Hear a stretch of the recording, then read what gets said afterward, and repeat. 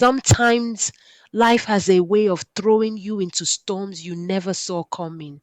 The winds can blow so hard that everything you thought was stable gets uprooted.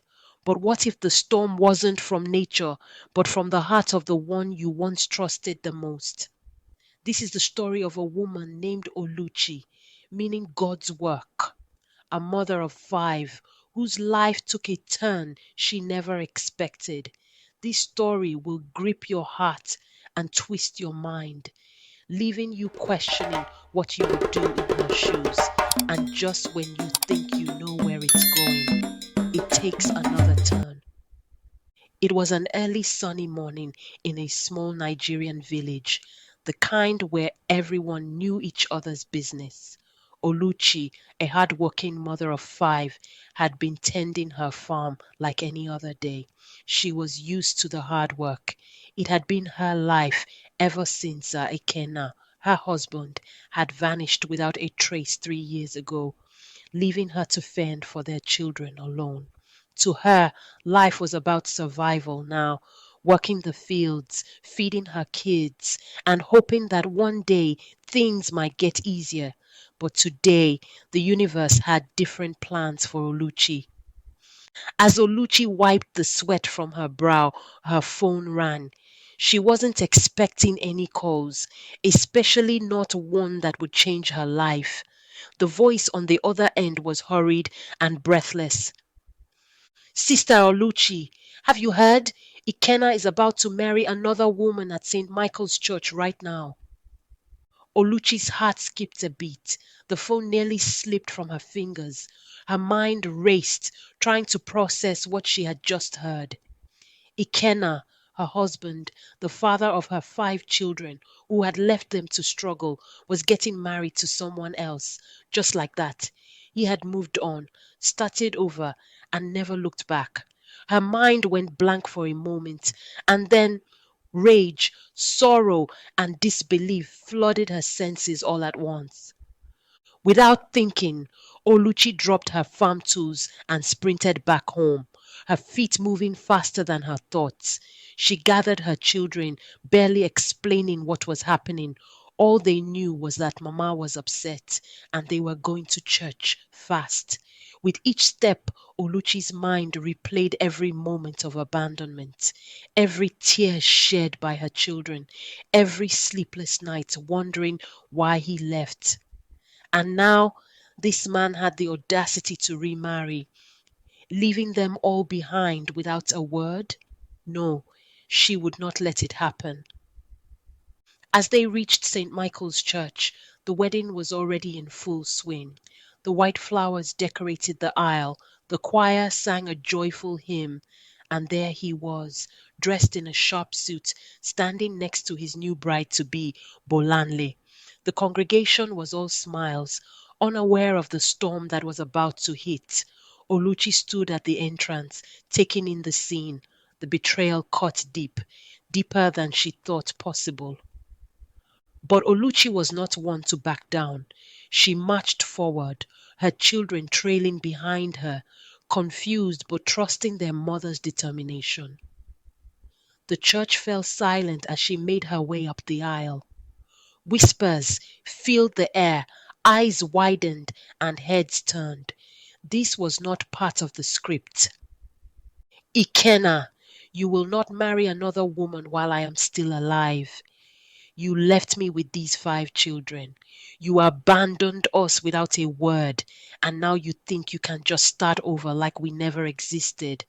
No, not today. Ikenna froze, his face draining of color. He hadn't expected this. He thought he could hide, that Oluchi and the past would remain buried. But here she was, standing in front of him, dragging the truth out for everyone to see. Bolanle, the bride-to-be, looked between Ikenna and Oluchi, confusion and fear evident in her eyes. This was supposed to be her day, a fresh start. But instead, she found herself in the middle of a storm she never saw coming.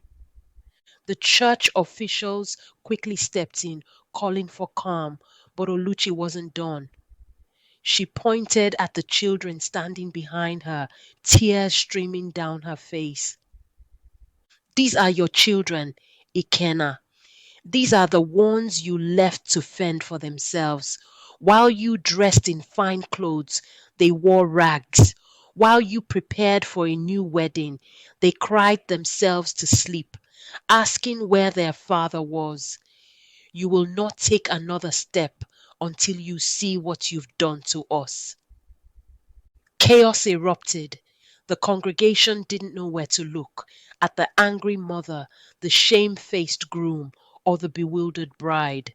The church officials huddled together, whispering frantically, trying to decide what to do.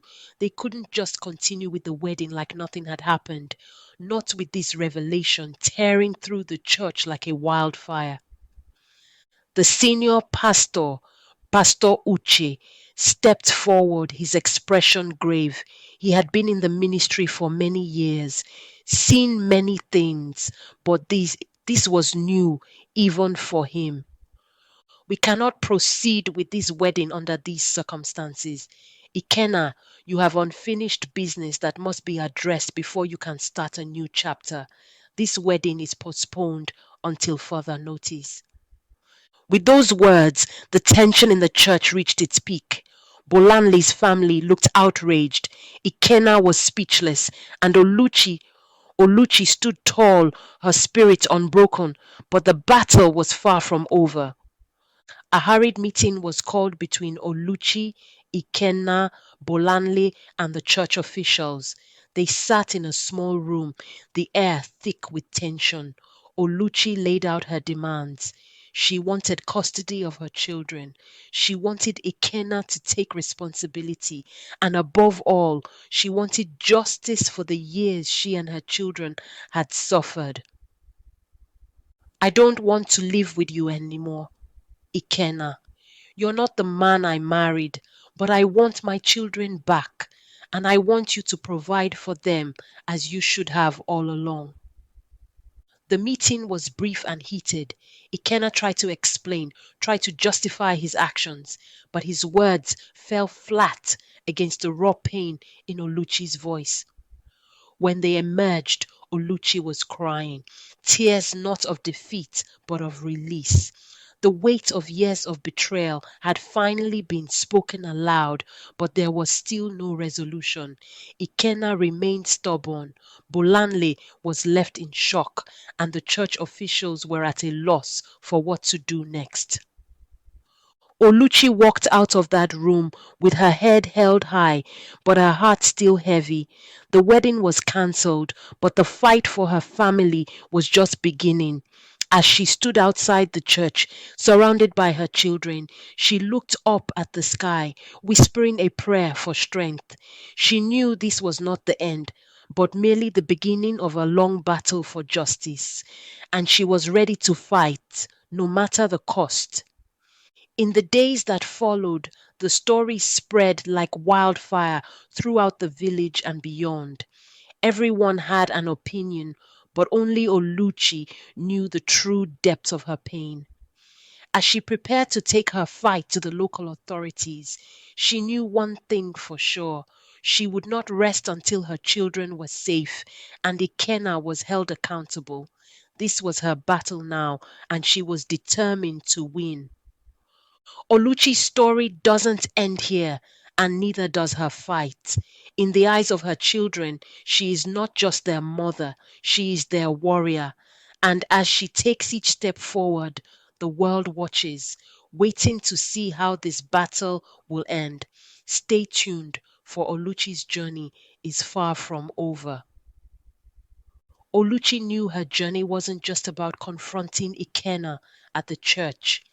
It was about reclaiming her life and her children's future. The next few days were a whirlwind of meetings with local authorities, lawyers, and community leaders. Each day was a battle filled with questions, paperwork, and the constant reminder of Ikenna's betrayal.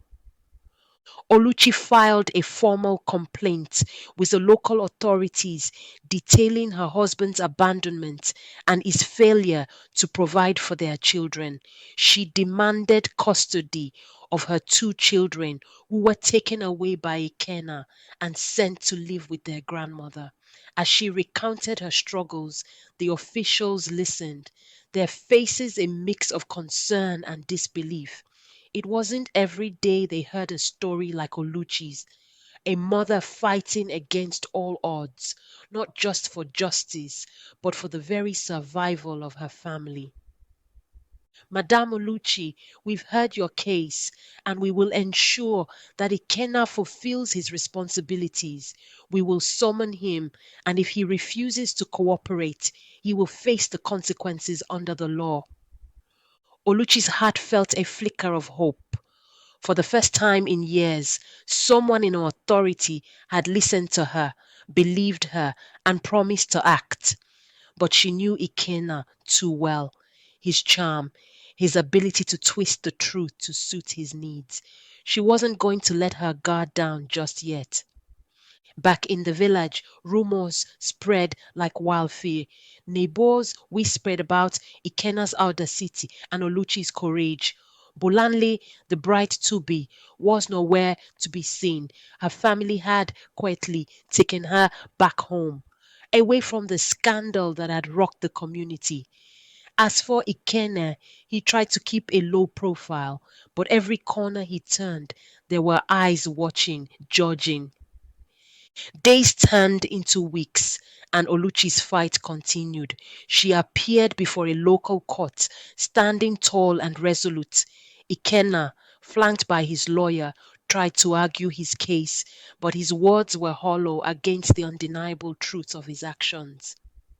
Oluchi presented evidence, receipts of unpaid school fees, records of her lone struggles to provide food and shelter, and most powerfully the testimony of her eldest child, who stood before the judge and recounted how their father had left them without a word.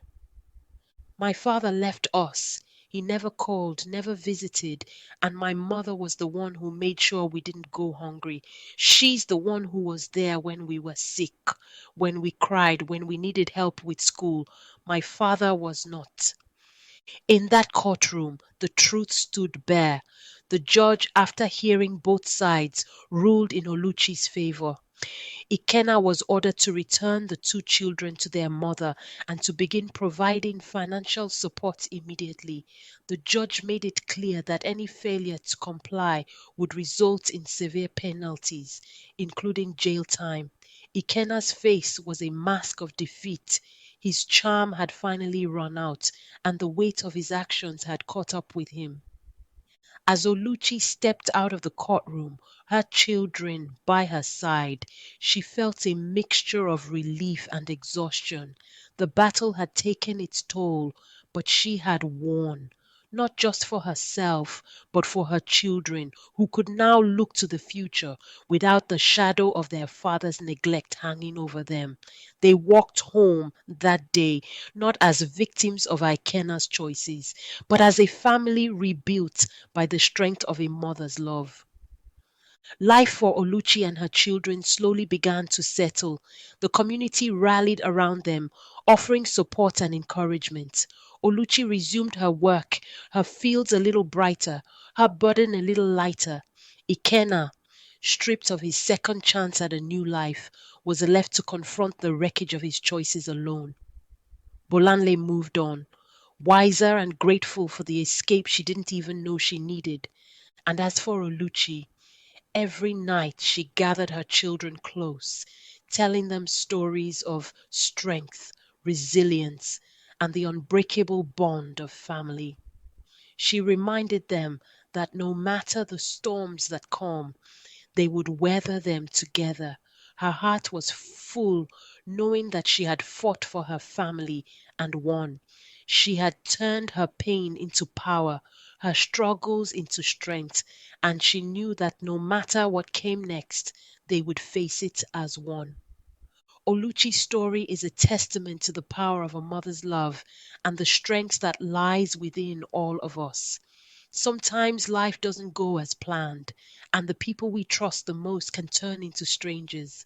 But as Oluchi showed us, it's not about how many times we fall, but how we rise, fight, and protect the ones we love.